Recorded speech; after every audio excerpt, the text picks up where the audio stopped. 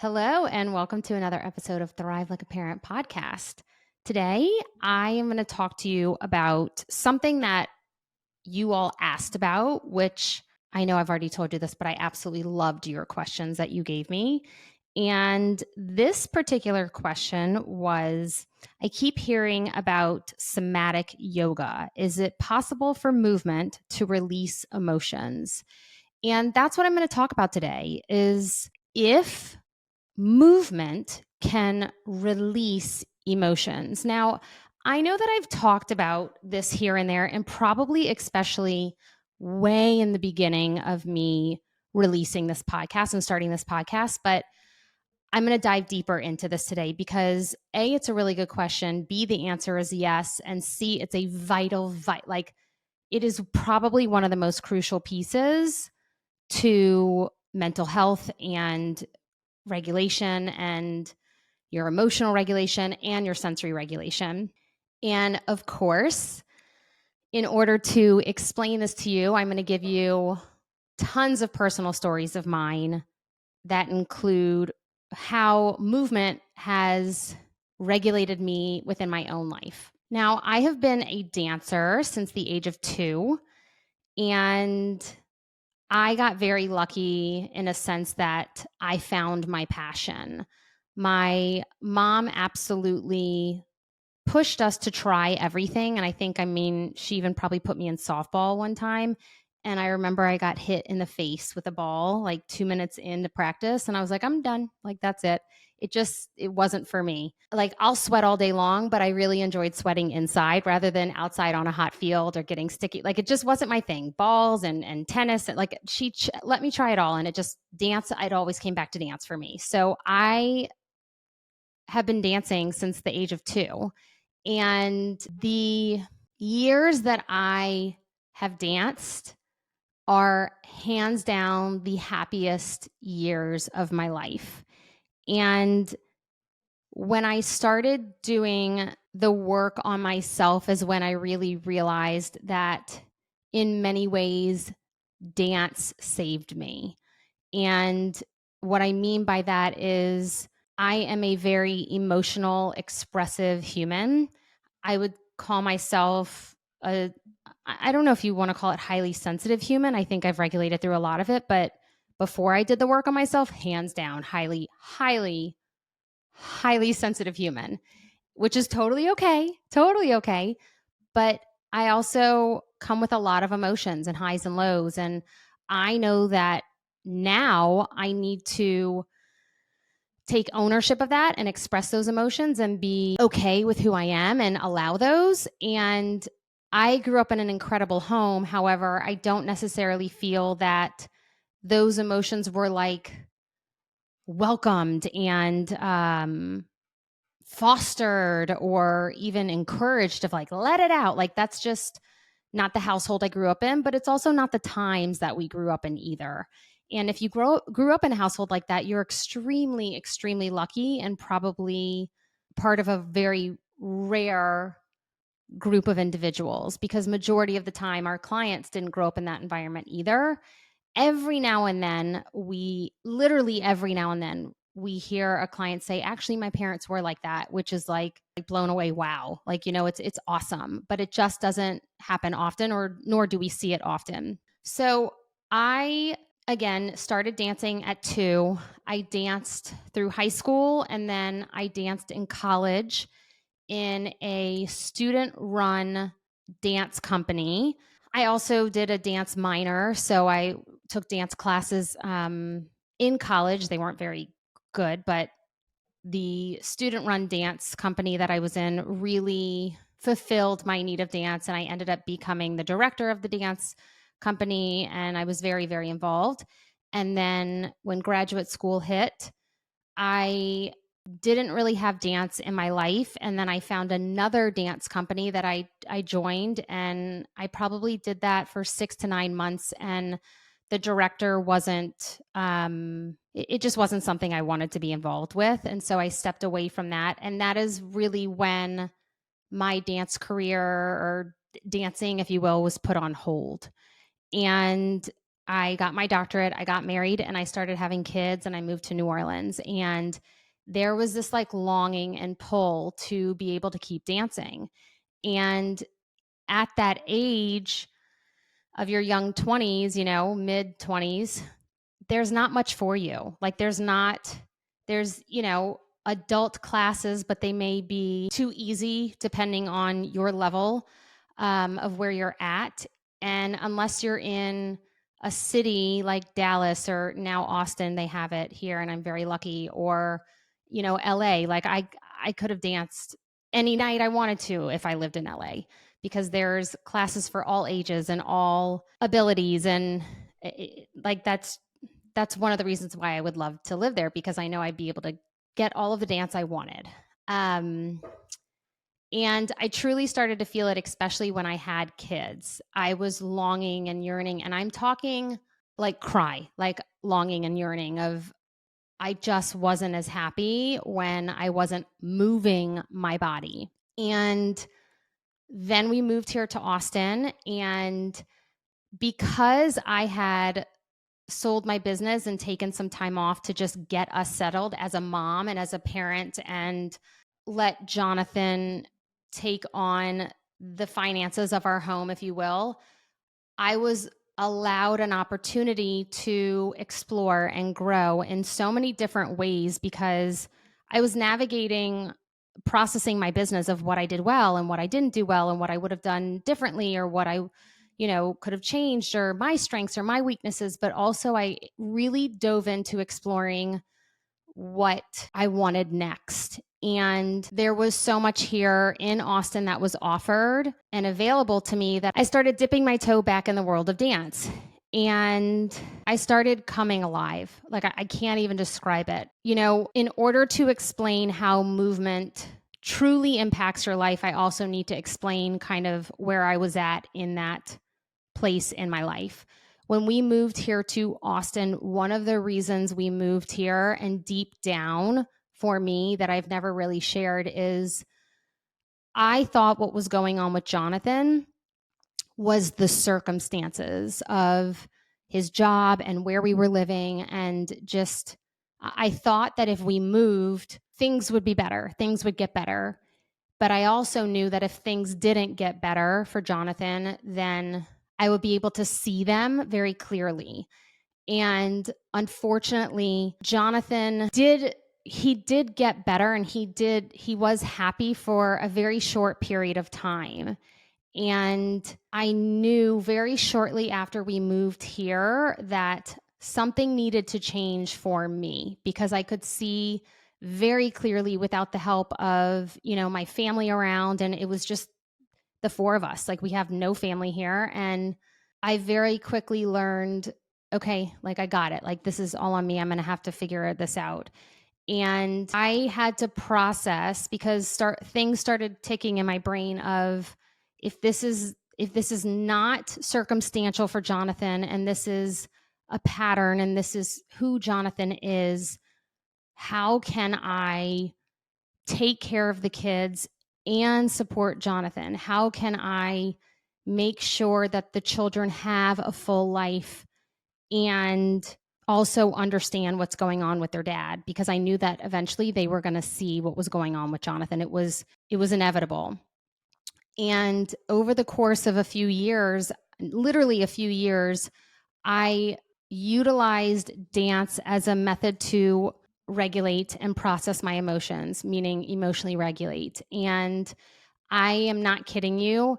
I started with walking, and I started with literally dancing on the street with like my headphones in, and I could have given two shits who saw me. And then I started going to dance classes, and then I started going to a bar fitness class here in the city that I just fell in love with. And I fell in love with one of the instructors, and she did the training. And I was like, I think I want to train to be a bar instructor. And I was like, what do I have to lose? Like, if I don't like it, then I'll quit, right? Like, I've never taught fitness before, if you will. So I did it, and it was one of the most wonderful moments in my life, because I was in like the hell. I was like in the thick of the thick of Jonathan and I not doing well, and me trying to find the strength to own my voice, and honestly, all the things that we take our clients through and be able to learn how to regulate for themselves and speak up for themselves in order to regulate. And just my own journey of this was, again, so many years ago, but I did it through getting back into movement. And movement, I truly believe, is what again saved me. And I'm trying not to cry as I talk, but I really don't think I could have gotten to where I've gotten in my life without movement and without dance. And after I graduated from that training program to teach bar fitness, I was really ramping up the dance. I was really, really ramping up the dance. And then I got a call from Equinox. And at this point, I was already showing my life and doing a lot of stuff on Instagram and kind of posting a ton of stuff. And this was, again, years ago. And so I got a call from Equinox. And at the time, I wasn't really ready to step back into OT. I wasn't really ready to step back into this world again that I'm in now. And I got that call from Equinox and I went and auditioned. And immediately they were like, you have the job. And then they were like, but training starts Tuesday. Like, it was like training starts in 2 days. And I was like, okay, cool, I'll be there. So then they put all of us in the room, all the individuals that they decided to hire to teach dance, fitness, dance, cardio, whatever they called them, different names of different classes. And they started training us. And at the end of that first training day, I was pulled aside and I was asked to be the lead, like the lead dance fitness instructor, and basically manage all the other individuals who were training as well. I was completely shocked. I wasn't expecting that, but it was a huge honor. And I couldn't be more excited. It was like, oh my gosh, I'm stepping back into the world of dance. Like, this is it. I'm going to be like Jane Fonda. Like, this is my career path. This is it. Like, this is what it is for me. And I went from training in the bar studio to then taking this on, and I thought I could do both, but then I recognized that it wasn't really about bar fitness. It was more for me about dance and helping people feel alive and helping people feel, literally, like helping people feel what I feel when I dance, which is regulated, and it's this high and it's this emotional, it's heaven. Like, I can't even describe it. It's just the best feeling in the world. And so I jumped into that and trained for a few months and started teaching. And I taught there for, gosh, I don't know, a year and a half. And during that time is when COVID hit. So I would get on lives and I'd put my kids to bed at night, and then I would hop on lives and I would dance outside, and I would like scream it. Like, people probably heard from the street as they were walking their dogs, like, what is going on in the backyard? But I had a blast, and I think I'm very much speeding up a very, very long amount of years, but I really feel that without that moment of dance in my life, I would have never gotten back to where I am today in terms of getting back into the world of OT and getting back into regulation and teaching parents how to regulate their nervous system and the beauty of it and why it's so damn important, because that is what saved me during that time. And through that journey of moving here to Austin, and even I can even say that stint of time between moving here to Austin and Jonathan passing, there is so much stuff that happened. Jonathan moved out and I was on my own, and Jonathan attempted suicide. So then he went away for a while, and then COVID hit. So then I was on my own, and like, the story just goes on and on and on. But the one thing that remained constant was my ability to know that I can take an hour and take care of myself and work on myself and dance and move through the emotions and cry and scream and laugh and do whatever I needed to do through movement, literally through movement. And after Jonathan passed, I kept teaching. COVID hit, and then we went back into the office and I kept teaching, and then Jonathan passed, and I think he passed on a Friday. Well, I know he passed on a Friday, and I went back to Equinox on a Monday, and it was the worst time in my life, but the most perfect place I could be. Like, there wasn't a place in the world I'd rather be than in that dance studio, teaching others and giving them life. And My body was so exhausted, but I just knew that's where I needed to be. And I am so grateful for those evenings. It was Monday nights, Lola would stay here and put the kids to bed. And after 3 months of doing that, after Jonathan passed, my children really needed me at home and they wanted me at home. And it was really hard to leave them to go teach a 7:30 class. They were just like, "Mom," like they just were craving and wanted me at home, and my body was really tired and I was listening into my body. And so I stepped away from Equinox, but that doesn't mean that I didn't stop moving. I would say the biggest piece of my regulation journey is movement and starting to move unapologetically every single day, whether that's going to my class at Solid Core, which is a reformer machine. And I've done that for years, or going to yoga, but I listen into my body. And that's the difference. Every now and then I'll just walk and walk and walk and walk. I believe that if we decide to move, sometimes with our busy schedules, we think of it as a chore of like, oh, I got to work out. I should work out. I need to move my body. I'm so fat. I want to gain muscle. I want to lose weight, like whatever it is.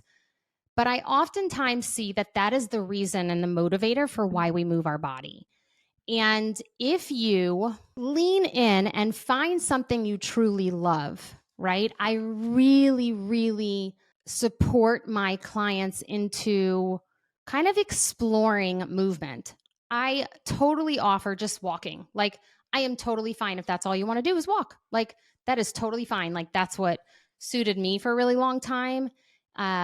Especially in 2019, I walked about 15,000 steps a day, and it was so healing and so nurturing. And I didn't, take phone calls while I was on that walk. I would do an hour a day basically and listen to music and just process the life that I had yet to process and really lean into my emotions. And I was able to get to a really strong place by just having what I like to now call a meeting with myself. And so my movement every single day is a meeting with myself. And, some days I can't do it because of the weekend or my kids or things like that. But I don't do it as a chore. I don't do it as something that's on the list of like, yep, I have to move my body because I want to get in shape or I want to lose weight or I want to gain muscle. I could give two shits. Like I think that's the result of moving your body, but that's not my motivator at all.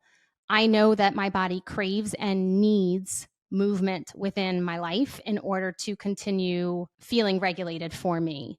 Now, the biggest thing is that you have to begin to, number one, find the thing that you love.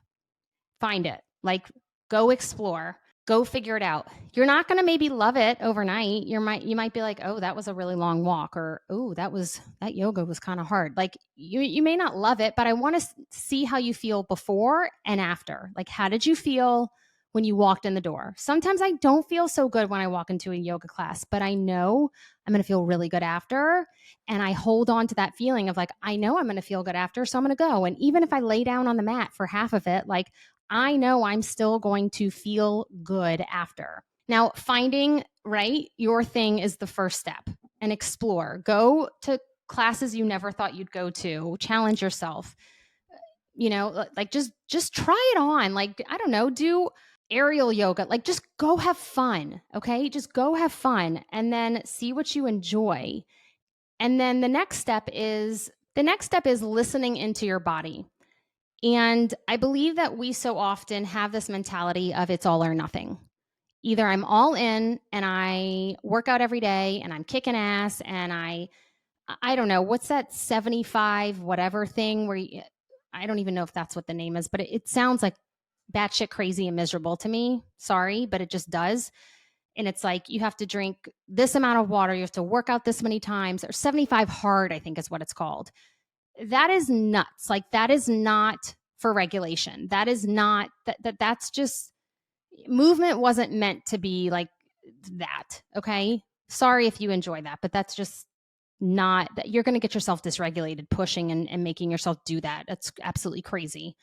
But once you find the thing you love, you then need to trust in yourself and listen in. Some days I don't feel like pumping iron and going to my solid core class and really giving it my all, and like my body is tired. Let's say I'm really close to my period. Like I don't want to have a really hard, strenuous workout. And so I'm going to listen into my body, and I'm either going to take a day off, or I'm going to go to yoga instead, or I'm going to find something that's softer, or I'm going to go on a walk, or like I'm going to listen into my body.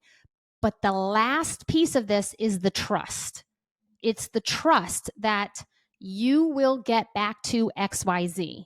And that is the piece that you will really have to build a relationship with yourself in terms of movement and utilizing movement as a tool for regulation.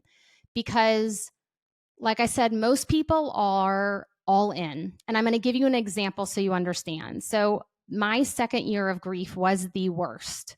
Sorry if you're in, if you listen to this podcast because I'm a widow and you are too, or you've had grief and you're on your first year and you're like, fuck, great. Now year 2 is about to arrive. Awesome. It's going to get worse. You're telling me it's going to get worse. Thank you. That sucks.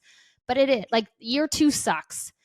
The reason year 1 is better, I guess you could say, is because you have more fight or flight energy and you're still in that fight or flight. Like your cortisol levels are still all off. Year 2, they're really coming down. And so you're able to process the things that your brain and body wasn't yet ready to process that first year. And so you're processing through a lot. And my body, my physical body, was in a lot of pain year 2. And I didn't want any more pain. Like I didn't want to go to my hard workout classes and voluntarily push through and give myself more pain to build muscle. And so I listened in and I kept telling myself, you know what, Brooke, like this is where you're at today. Do whatever you can do, but you're still moving your body. And it is okay if you're not pushing harder or adding the extra weight, or like doing whatever it's okay to just show up.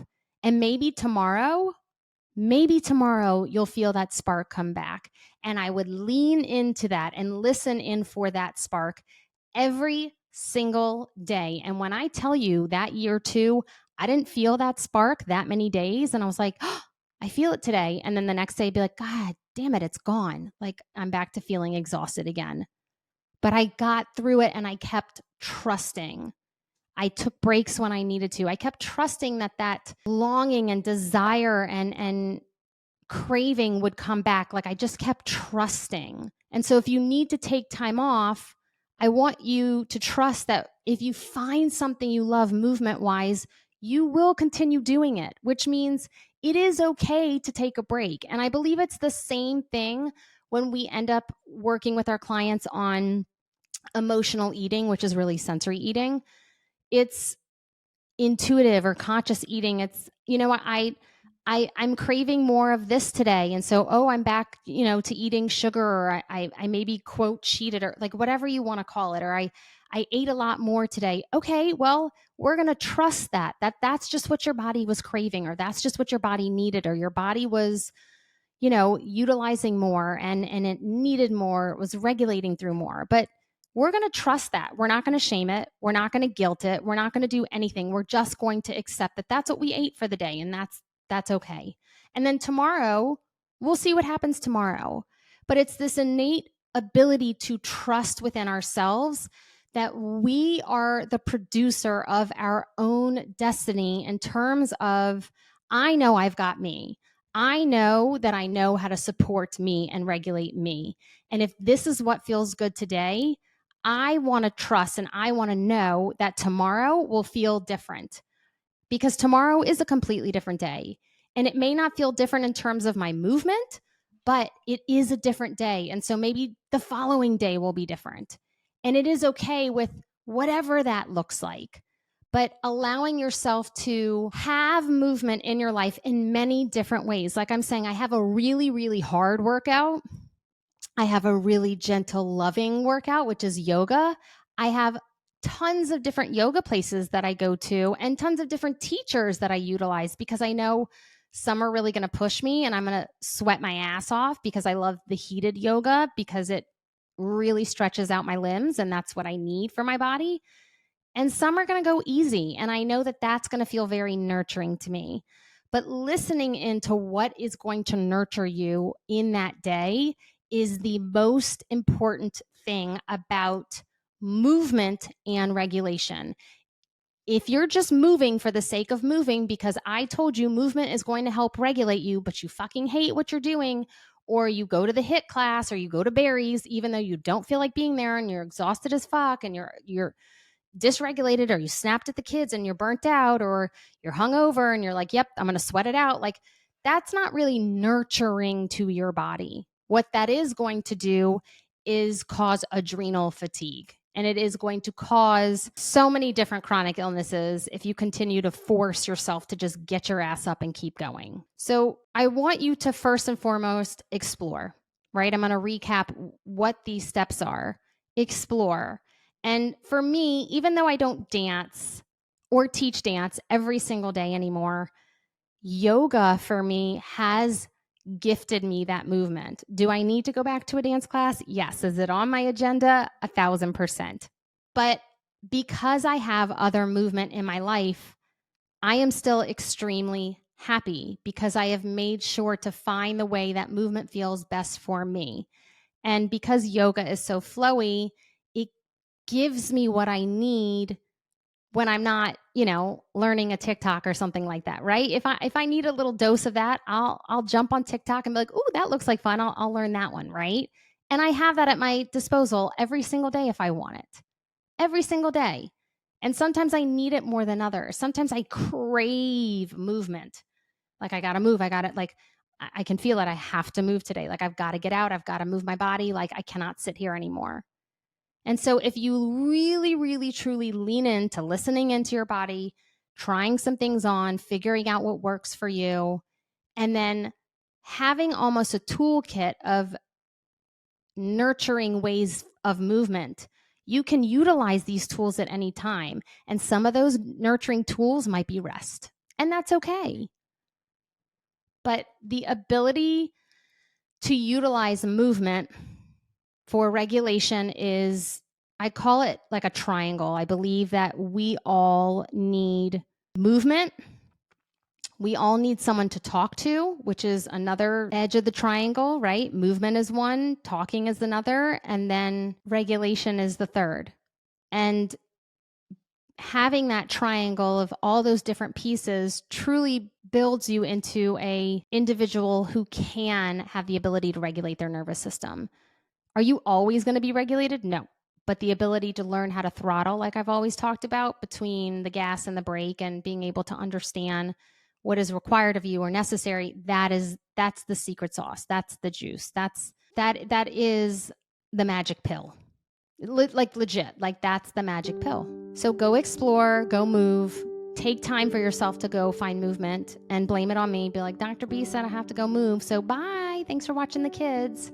I don't care if it's 15 minutes. I don't care if it's stretching. I don't care if it's laying on your back in a pool and like just floating. Like, I just go find movement because your body needs it. 1,000% it needs it. So until next time, XOXO, Dr. B.